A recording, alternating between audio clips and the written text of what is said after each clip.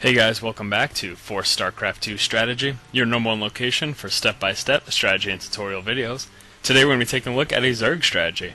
Basically what we're going to be looking at is a fast expand into speedlings, using the speedlings to get some map control, to keep our Terran opponent in their base, and then moving into layer tech and getting Hydras. Hydras doing very strongly against Terran ground, Marines and Marauders. Hydras just do so much damage that can absolutely be devastating. So yeah, in this particular strategy replay, the players we're looking at, our Zerg player here is Idra, and the Terran opponent is Warshop. Gonna go ahead and move straight into Idra view. Now, quick things to note at the start, moving out with that Overlord, obviously want to do that. Send it straight to your opponent's base, put it in a nice location outside of their base, but poking in just a little bit to get some vision, to get some scouting as to what's going on. You can do that Overlord clamp by putting an Overlord on either side of the entrance. It's kind of going to give you a good idea of what's going on in their base, unless they're building in a centralized location. But of course, they are always going to be building at the front. Terran players will always be building at the front versus Zerg, because there is that gigantic threat of Zerglings, speedlings, just running inside of your base, and you don't want that to happen to you as a Terran player, so blocking off is always the smart thing to do versus Zerg opponents. Starting off, just going for that economy, we did decide to go for that extractor before the spawning pool. This is going to allow us to get gas quickly, and it's also going to allow us to be able to research the speed upgrade for our Zerglings as soon as the spawning pool is done created. So we did go ahead and we got the extractor at 14, and then of course we got that spawning pool at 14 as well. The second that extractor came up, we went ahead and saturated it. So again, what this is going to do is once the spawning pool is done building, we're going to have enough gas to go ahead and start researching that speed upgrade right away. This is going to help us deal with any early threats such as Reapers. Reapers are very strong versus Zerg early on, up until the point that Zerglings get that speed upgrade, or until we get Roaches. So we're going to, of course, choose to go for that speed upgrade instead, because speedlings are much more useful to us than Roaches. Roaches are just so very slow off creep. It's kind of harder to contain your Terran opponent with Roaches, but with speedlings, there's always that threat of you running into their base, so they're much more terrified of that, and they're much more likely to stay inside of their base for the most part. Moving in, getting some scouting information, we see the orbital command. We saw this free Vespian geyser here, so we just went ahead and dropped our extractor on it. Extractor costing so little minerals for Zerg that it's kind of really worth it to put it on there and deny them that extra gas. It's also going to give you some good information as to what they're doing, because whatever they end up killing this with, it's kind of going to tell you what's going on. If he moves up a Marauder or Marine up here, you're going to know that that's what you're seeing. If he moves up a Hellion, you can expect Hellions. You know, if he moves up a Reaper, obviously you can expect a Reaper inside of your base. Now, our Terran opponent here is, of course, moving into our base with that scouting SCV. Not sure, in fact, if he did see. Yes, okay, so he did see our extractor there, so he does know that we're not going for that super fast expand, but we are going for a fast expand nonetheless. We did end up dropping this at about 20 supply. I will get that exact number in the build order that's going to be placed in the video information at the bottom, right down there. I'm pointing right now, but it's not doing anything because you guys can't see me. So, moving up, we saw that factory there for a brief moment, and I'm sure Idra was paying attention to it. He moved up, he got just enough vision to see that factory that was floating there. And we will eventually be confirmed of that when we do see Hellions. So yeah, we're going ahead and going for this fast expand. Again, we're using these speedlings.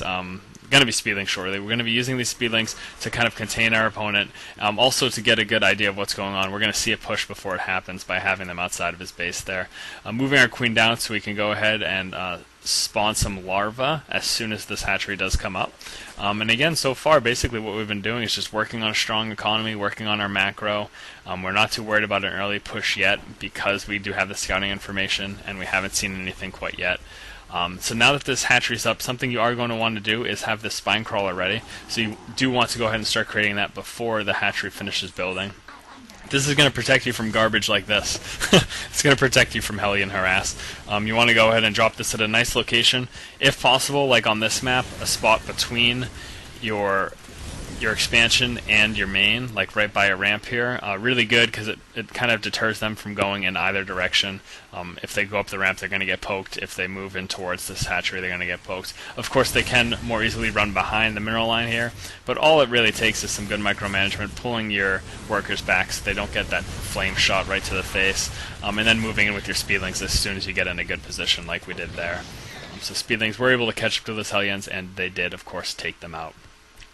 So as you can see here, we are moving up to that layer tech. Again, what we're looking to do here is that Speedling Contain, that Speedling Harassment, into Hydralisk. Of course, because Hydralisk do so much damage, they're going to be very effective of taking out units that your Terran player is going to have early on in the game, your Terran opponent's going to have early on in the game.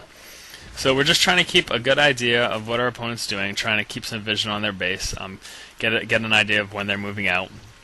If you saw a huge push coming, you would of course want to make some more Zerglings, some more Speedlings to back up. Also, this is going to help you a ton, Spine Crawlers. Spine Crawlers are a very strong defensive unit, defensive building for Zerg, and almost always, when you're attacked, if you're setting up a defense location such as this at the front of your expansion, if you are attacked from your opponent, bring your queens down and use that transfuse ability. It is going to significantly bolster the effectiveness of these spine crawlers, and you're going to see here we are in fact going to transfuse them once they start to get low. Only moving in with our Speedlings when we're able to get us around. We don't want to move in when they're going to line us straight up in a row and then shoot flame into our face and blow us up. You want to make sure that you can get us around, because again, that's when Zerglings are most effective. And again, just use that transfuse ability whenever these spine crawlers get low, and they're just going to be so strong at warding off any attack there. If those spine crawlers were not there, and we had the amount of Zerglings that we did, which wasn't too many because of this fast expansion, if it weren't due to these spine crawlers, that push that we just saw definitely would have took us out. That was a lot of Marauders and a lot of Hellions, heck of a lot of damage, and the Hellions would have just burnt through our Zerglings. But basically what we were able to do is we were able to keep our Zerglings back, let the spine crawlers poke at them, and then once we were able to get into a position where we could get a surround on them with our Zerglings, that's when we moved them forward and got that surround and were able to take them out. So while you're teching up here, while you're moving up to the layer, while you're moving up to getting the Hydralisk, and as you can see, we are also upgrading the groove spines for the Hydralisk that increase range. That's very necessary. In fact, always you want to definitely try to get that upgrade for your Hydralisk. It's going to increase their effectiveness greatly. They're not going to have to move as close to the units, and they're going to be able to start attacking earlier. Obviously, the faster you can attack, the earlier you can attack because of distance, the better off you're going to be, the more damage you're going to do, and the more likely your Hydralisks are to survive. Now, we do see here that he is planning on expanding soon. Seeing this, we kind of realize internally, well, this is a good time to respond. This is a good time to push out. What do I have? So we're going to take a look at what we have. We've got a few Zerglings, not too many, but we are producing some more units. We are going to be producing some Hydralisks as well as some Zerglings very shortly, because basically what we're going to attempt to do is he's going to be dumping resources into this expansion. We're going to try to take advantage of the fact that he's doing that by hitting him with a strong army. And again, we've had these two bases up long before him. We have a huge economic advantage. We're going to be able to come out with a lot of units very quickly, and we're going to use that to our advantage. We're going to push out with that. Making use of these Zerglings rather than wasting them and having them sit around. If this push that we're about to do didn't end up working, we would then want to move into this next expansion. You always want to try to make sure as Zerg you maintain one more expansion at least than your opponent.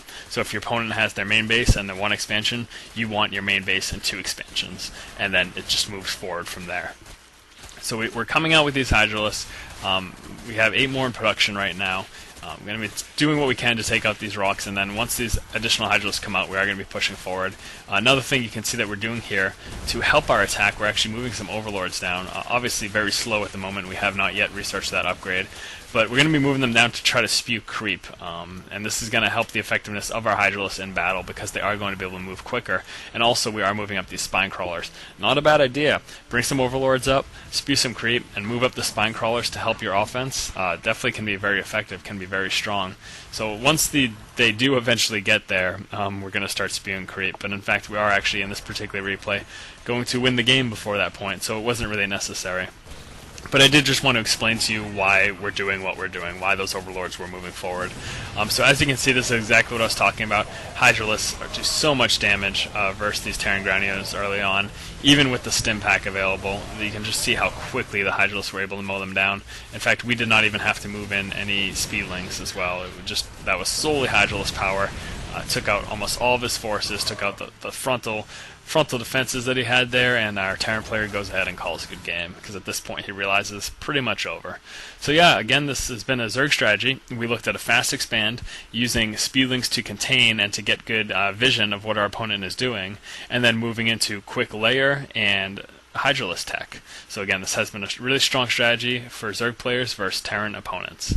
I'm going to take a look at that build real quick. Basically what we looked at here, we got that extractor at 14 supply, followed that up with the spawning pool. Again, getting that extractor first so we can get the Vespian to research that speedling upgrade as soon as possible. Now after that, we created a couple Zerglings, we moved in, we tried to see if there's any early pressure coming out.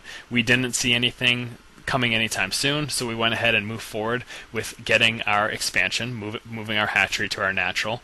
Now at this point you are of course very vulnerable. Something I've said in many of my past videos is that if your opponent expands, they're going to be vulnerable for a certain amount of time, and if you're able to hit them hard enough, you can take advantage of that, you can exploit that fact and take them out early.